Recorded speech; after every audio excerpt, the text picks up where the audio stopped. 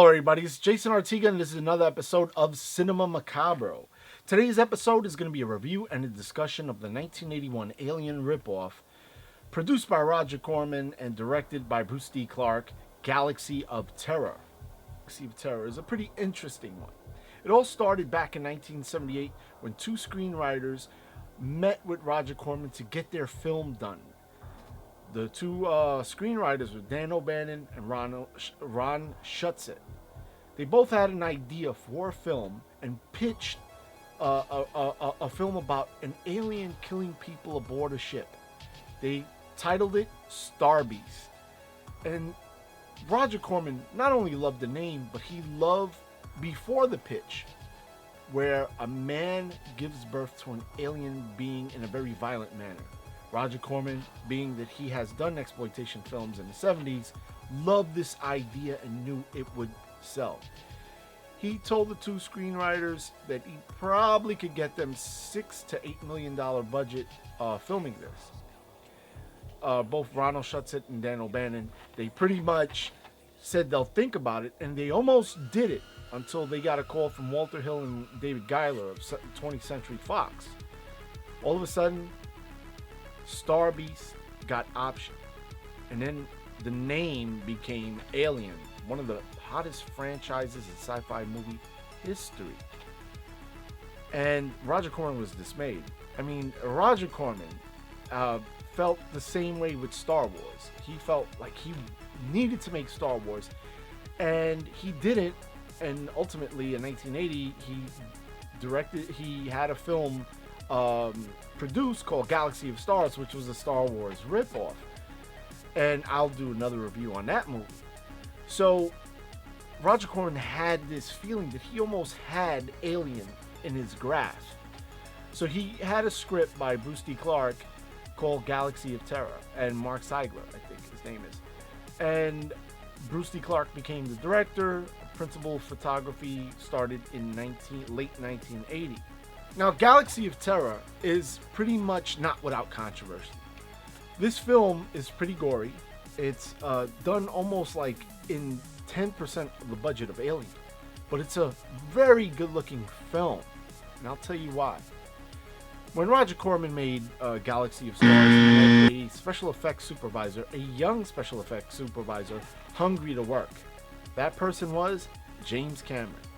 James Cameron was known for his work at New World with his company, and he pretty much worked on like numerous films with miniatures and matte paintings. To what a lot of people don't know is James Cameron did the matte paintings for some of the opening shots of Escape from New York.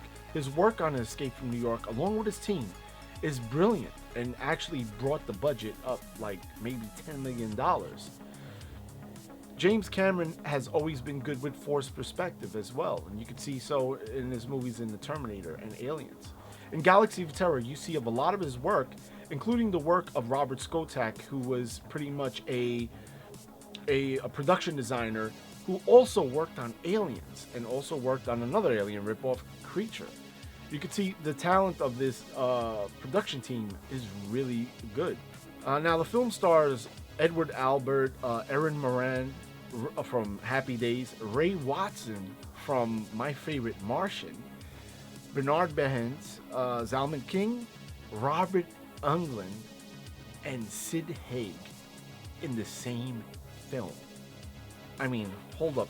Like, Sid Haig's already at the peak of his career doing exploitation films for Roger Corman, and a young Robert Englund. I said Robert Englund, sorry. Taffy O'Connor, Grace Zabiskie from Twin Peaks is in this film, and you may recognize that as Miss Palmer in Twin Peaks, and she's always awesome. The film has a very interesting cast, and let me tell you, let me get started. The film begins in this desolate planet where the last survivor of like some massacre is running away from some sort of like creature. He runs away and he sees like all the dead bodies of his comrades, only to be killed by something that's possibly undead. Then we go to a planet where an old woman is playing with some sentient being with a glowing head, like some sort of game. And he is known as the Master. and the master gets this feeling that he needs to send a ship to the planet Morgantha, the planet where there was a massacre, and send in a new team, rescue team, to investigate. So what he does is he instantly dispatches this team, and they have like possibly like 1 minute to get into the ship and into hyperspace. And during this time, Cabron has a rivalry with the captain, who is known as Balon, the pretty much resident dick of the ship. They go on a ship and go into hyperspace. Now, the ship's pilot, Captain Trantor, she has like pretty much like some sort of PTSD from a massacre that she was involved in before. They land on a planet and they basically see that there's other ships that are derelict. In this whole scene, it's just like pretty much atmospheric. And they go on the planet, and one of the ship's mates gets killed because he panics and basically gets killed by some sort of... So once they set down, there's already bad blood between Cabron and Balon. And Balon doesn't really trust Alumna's powers, who's like pretty much like this telekinetic on the ship. She's pretty much like somebody like Judge Hershey is in the Judge Dredd series. She has like not telekinesis powers, but like psionics, where she can feel. She's pretty much an empath. So I basically go into one of the derelict ships. They find out it's a massacre. One of their men dies, and they basically go back to the ship and find out that there's a structure miles away, a structure that's like pyramid-like. They go into the pyramid where Core, one of their the ship's cook, starts talking to Captain Trantor about the last tragedy she was in, where all her crew died. So automatically you're getting this feeling of dread. The rest of the crew, they first have like this search and rescue mission to see if there's any other survivors, and they go into the pyramid-like structure. Their second captain gets killed in a very gory fashion, so they go to another way and enter the pyramid-like structure, only to get closed. Sid Haig is like the warrior of them, and he pretty much uses his crystals in the most funniest line a meth addict would say. I live and I die by the crystals. And pretty much sacrifices his like tribal weapon to get the crew in the pyramids. One by one, the crew succumbs to personal fears that they have and gets killed, and pretty much trying to investigate what is the purpose, why are they there, and what is the cause of the structure, and how their ship was able to be controlled and crash landed in the planet. Galaxy of Terror, I know I said Alien ripoff, but Galaxy of Terror is quite unique with its storytelling. It doesn't really rip off Alien, and in fact, it pretty much, you could see that it had inspired a movie like Event Horizon. This really bad rape scene with Taffy O'Connell, who plays Damia, who has like this fear of worms, especially when she sees like this arm on the floor with maggots. So that fear slowly builds in her to the point where she gets like raped by a giant worm.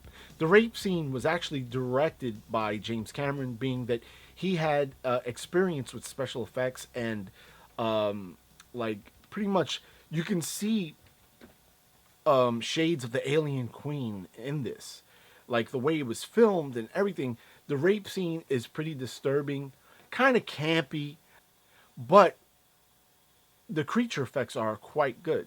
And that's one thing about Galaxy of Terror, being that it's in 10% of the budget of Alien. This film stretches its budget. It almost looks like a $10 million film for a movie shot in 1980. The special effects by James Cameron is amazing. He uses a lot of matte paintings and a lot of forced perspective, which was popular amongst like Mario Bava movies and old movies of the 60s to bring depth perception and create more a realistic looking environment. There are scenes in Galaxy of Terror. If you took some of the future scenes in Terminator and Aliens, where they're in LV-426, they almost look identical. There's also a lot of rear projection use in Galaxy of Terror that is done quite well. Everything about this movie is pretty detailed. I love the costumes in the film, even though if you touch down on a planet, there's no way in hell that you're gonna be without like any form of respiration or anything. But that's just low budget film law there. What I like about this movie as well is the acting. The acting in particular is pretty good. I mean, you have lots of veteran actors. There's no really like overacting or shouting, or it's like really done. You actually care for the characters, and you kind of like it when each character succumbs to their fear, because each death scene is pretty unique to the point where that's what brings the flair of Galaxy of Terror. The overall brooding of Galaxy of Terror is something that is like really highly imaginative and really good. I mean, they go into like the pyramid-like structure, and this one shot is epic for a low-budget film.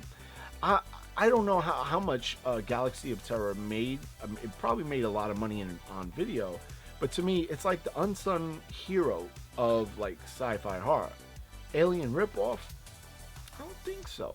But it's, by many critics, it's considered an Alien ripoff, being at the time that there was no other sci-fi horror films other than Alien that brought that standard of sci-fi horror, especially in the late 70s. Now, the films, I would say you can get this on Blu-ray. It's on Amazon Prime, Netflix. If you're a fan of Alien and you like the work of James Cameron, if you like all the like future scenes of James Cameron and like really good work, see this film. It's an absolute must on how a film gets made pretty much on a shoestring budget. Now guys, if you like this video, please leave a like down in the comments below, and please subscribe and tell me what you think of Galaxy of Terror. Let me know. Just let me know in the comments, and what's your take on sci-fi horror? And with that guys, I'll see you at the next episode.